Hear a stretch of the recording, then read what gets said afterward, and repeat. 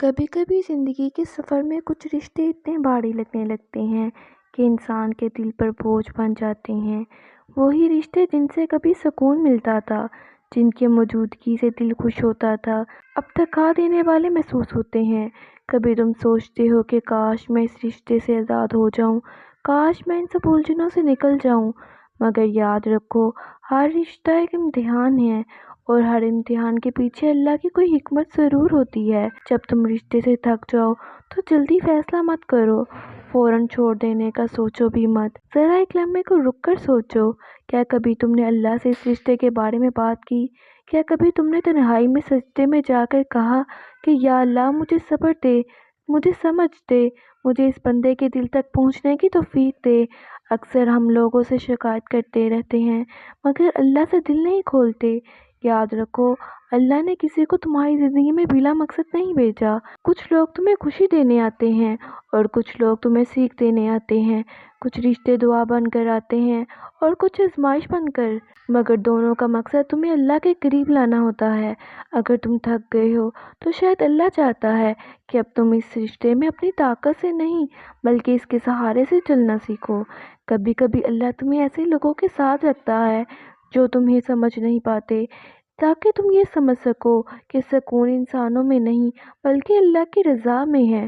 تم ہر کسی سے محبت کرو مگر دل کا قرار صرف اللہ سے مانگو، کیونکہ جب تم کسی انسان سے اپنی خوشی وابستہ کر لیتے ہو تو وہ انسان تمہیں توڑ دیتا ہے، مگر جب تم اللہ سے اپنی امید جوڑ لیتے ہو تو وہ تمہیں سنبھال لیتا ہے۔ جب رشتے میں دوریاں بڑھ جائیں، باتیں کم ہو جائیں، غلط فہمیاں جگہ لے لیں تو ایک لمحے کو خود کو بھی دیکھو، کہیں تم نے خدا نہ کی دیواریں تو کھڑی نہیں کر دیں، کہیں تم نے یہ سوچ تو نہیں لیا کہ کیوں میں ہی ہمیشہ صبر کروں۔ یاد رکھو صبر کمزوری نہیں ہے بلکہ وہ طاقت ہے جو تمہیں اللہ کے خاص بندوں میں شامل کرتی ہے۔ اللہ قرآن میں فرماتا ہے ان اللہ مع الصابرین، بے شک اللہ صبر کرنے والوں کے ساتھ ہے۔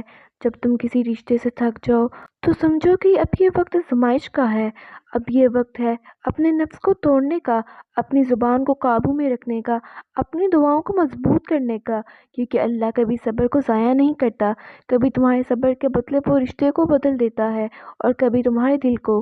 یاد رکھو کبھی کبھار محبت کا مطلب چھوڑ دینا نہیں ہوتا بلکہ تھوڑا پیچھے ہٹ کر اللہ سے مدد مانگنا ہوتا ہے۔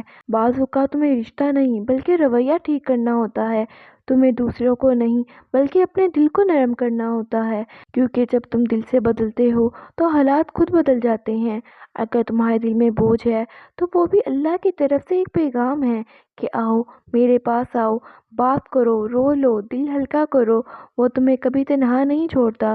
تم اگر سچ میں اللہ کے سامنے جھک جاؤ تو وہ تمہارے لیے وہ راستہ کھول دیتا ہے جس کی تم نے کبھی امید بھی نہیں کی ہوتی۔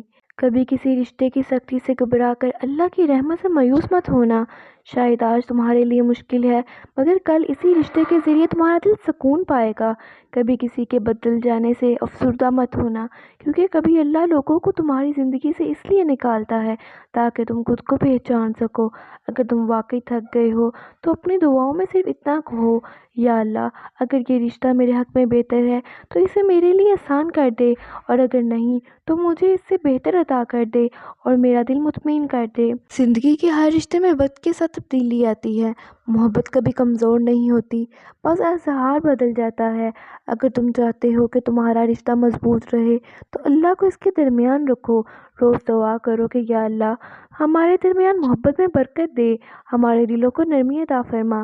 یاد رکھو تمہارا سکون کسی انسان کے بدلنے سے نہیں بلکہ تمہارے ایمان کے بڑھنے سے آتا ہے۔ جب تم اللہ پر یقین رکھتے ہو تو تمہیں کوئی رشتہ تھکا نہیں سکتا، کیونکہ تم جانتے ہو کہ ہر رشتہ، ہر دکھ، ہر خاموشی آخرکار تمہیں اللہ کے قریب ہی لے جا رہی ہے۔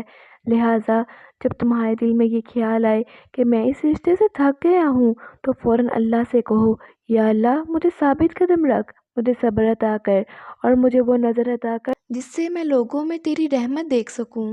یہی وہ لمحہ ہے جہاں تمہاری آزمائش عبادت بن جاتی ہے، یہی وہ جگہ ہے جہاں تمہارا صبر تمہیں اللہ کا محبوب بنا دیتا ہے، اور یہی وہ راز ہے کہ جب تم رشتے سے تھک جاؤ تو اللہ سے جڑ جاؤ۔